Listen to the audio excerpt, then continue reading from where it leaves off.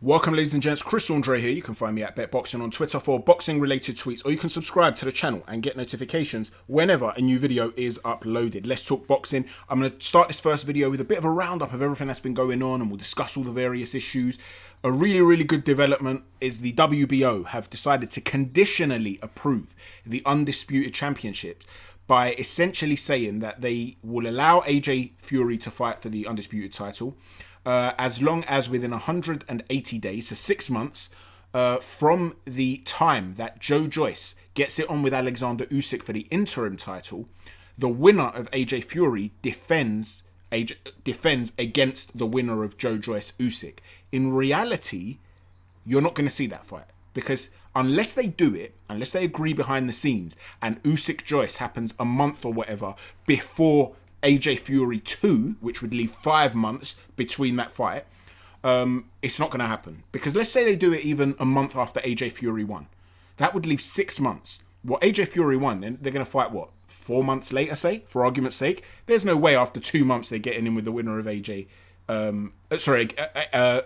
Joyce. So in reality, it is what Hearn proposed. It's what I spoke up against in my last video. The difference, though, is this. It's the governing body doing the right thing and letting the Undisputed Championship happen, rather than a rival promoter telling a fighter, accept my terms, this offer, to give up your position of, which is a position of good standing, in order to allow it to happen as a favour to the fans. That was a stupid offer. Whereas now that it's the governing body, even if Hearn's pulled strings behind the scenes, it makes no difference. From an official perspective, it's what the fans want to see. What I would suggest, personally, I would have preferred it if they gave 9 months rather than 6 months, say, as a deadline. If it was possible to jink that around a little bit, to create a situation where the winner of AJ Fury does indeed fight Usyk. Now I have a feeling that he will be avoided post-fight, whoever wins. I've got a feeling that if White comes through Povetkin, it will be Dillian Whyte that gets the shot. Not that Dillian Whyte is undeserving. If there's anyone that's been waiting long enough, it's Dillian Whyte. Now, I know he had that loss against Povetkin, but if he avenges that, he definitely deserves a shot. No man has been mugged off more by governing bodies than Dillian Whyte, in my opinion. However, from Usyk's perspective, I have a feeling that both AJ and Fury would prefer the Whyte fight. Let me know if you disagree with that. Let me know if you're excited now. It seems to have paved the way for that fight to occur. Let me know what you think about that. In other news, Teofimo Lopez has said, Devin, be ready, my man, because I'm going to mess you up. He didn't use those words. Obviously, I've got to be careful on YouTube not to get the channel shut down. I'm sure you can use your imaginations to know what word he used. What he did say is, we're talking about it right now. Is it a fight I want, CamboSauce? No. What I want is Devin. Who I want is Devin. So I told him if things go south with CamboSauce, which it may look like that's probably going to happen, I already spoke with my manager and Bob Arum. And yeah, so basically he's looking therefore to go down that route. CamboSauce is starting to feel like he's being avoided by these guys. Let me know if you think that's true. Listen, something that a lot of people don't seem to understand. When you avoid someone, it doesn't mean you think you're going to lose. Often it's a risk versus reward factor.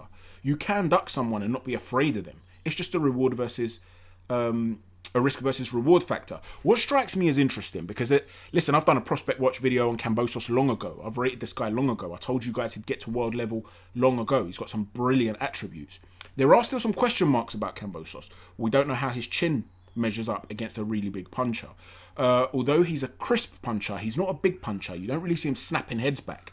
And you have to ask yourself, at the highest level, is he going to affect guys in the same way with those punches? Because he won the fight against Selby and against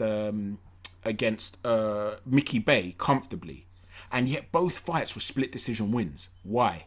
Is it because he doesn't have the clout, the backing, so to speak? Is it just because, if he doesn't have the clout, he's in trouble? Because in a close fight against any of the big boys who are money earners, he's going to be in serious trouble. He's not going to get the result. Or is it just that his style doesn't translate well in front of judges for the reason that he's not a huge puncher? Because in reality, neither one of those fights was a split decision win. He won the fights comfortably. He knocked down Mickey Bay in the first fight too, which makes you wonder, if he didn't get that knockdown, what, they're going to give a fight to Mickey Bay? CamboSauce won that fight. So it's one of those situations whereby, he's in a position where you're starting to wonder, what is it they dislike about this guy? Whatever the case may be, Is he starting to? Is he going to get frozen out? Is he just not going to translate well? Is it a situation where he's not quite good enough to make that big step up? Personally, I think he's a very good boxer. There's still some unanswered questions, but I think he's very, very good. What's interesting is that Kambosos is desperate for the Teofimo Lopez fight, and he has sparred Lopez in the past. Now, to me, that might be very interesting. When one guy is very, very serious about wanting the fight, and the other guy keeps talking about it looks like it's going to go south. Now, one of the reasons, I'm not suggesting Lopez is ducking, but one of the reasons Lopez is talking potentially about the fight not happening in Australia is because the Australian government aren't allowing athletes in and out, apparently. They're not allowing people to travel in because of the situation with COVID. Having said that, someone reliably informed me, who's a cricket fan, that they've waived this for a cricket team to enter. So for a big money undisputed fight, I'm sure they would find a way to let Lopez in and out, his team as well. So it makes me wonder, what is holding this up? Is it just a case of Lopez wanting the big money fights? Or is there something going on here that's, a risk versus reward question where he's thinking, you know what, Kambosos is as good as these guys. I don't want him for what is potentially a lower reward. I'd rather, go and take on another guy that I might fancy my chances with, albeit a very talented guy who he might not beat. Don't for 1 minute think Lopez against Haney is some foregone conclusion. Haney's a very skilled fighter. But is it a case of the fact is they're all skilled, so I might as well go down the route of the biggest reward?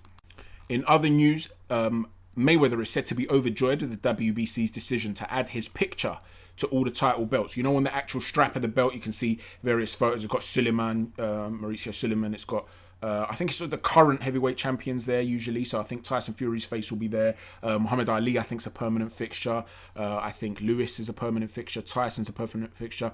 Look, it's very well deserved from Floyd Mayweather, regardless of whether you like him as a person or not. As a fighter, he's achieved some incredible things in the sport of boxing, and it really does.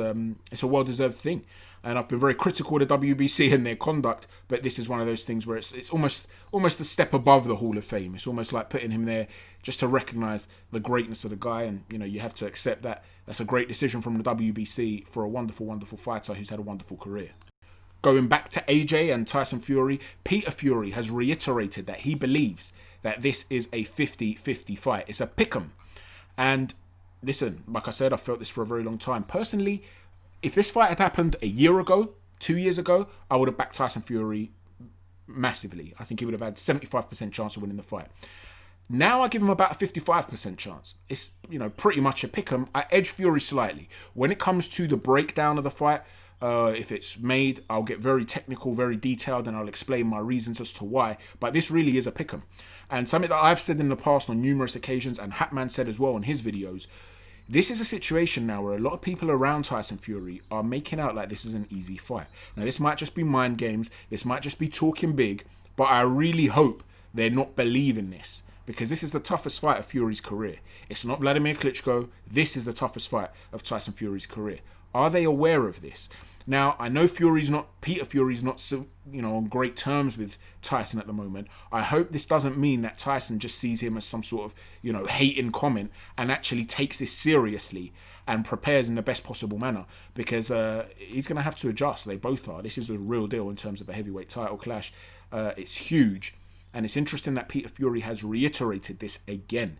Is this a method of Peter Fury trying to send a message to his nephew to say, listen, stop listening to all those around you. Stop listening to my brother. Stop listening to your trainer. Stop listening to your ex-trainer. This is a tough fight. This is not Deontay Wilder. Or is it just a case of him trying to big up the fight? Is it a case of him, maybe even Peter Fury believes Fury's, Tyson's much better, as is the general belief in the Fury camp. And this is just a way of bigging up that fight. Let me know what you think on that as well, please, guys. So that's just a little roundup of everything that's going on. I'm going to bring another couple of videos now to discuss more specific themes and fights and stuff like that. But let me know your opinions on this general roundup, on all the issues that are going on at the moment. Let me know, basically, where you stand on everything. Thanks for watching. Chat to you soon. God bless.